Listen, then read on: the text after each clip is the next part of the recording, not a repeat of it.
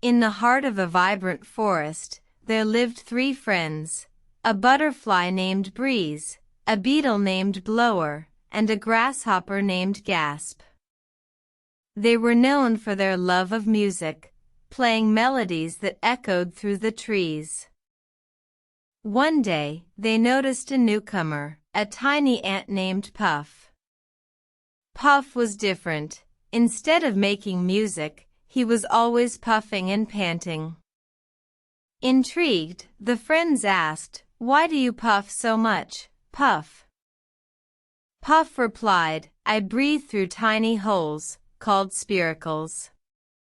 It's how ants get oxygen." Breeze, Blower, and Gasp were amazed. "Butterflies have lungs.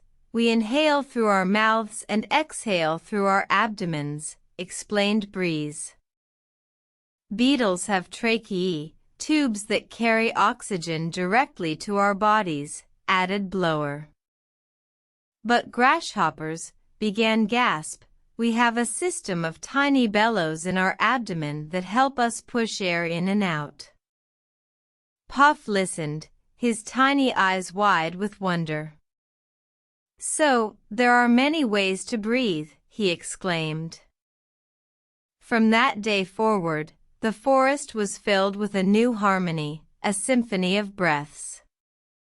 Each friend, with their unique method, added a distinct note to the melody, reminding all that diversity enriches life.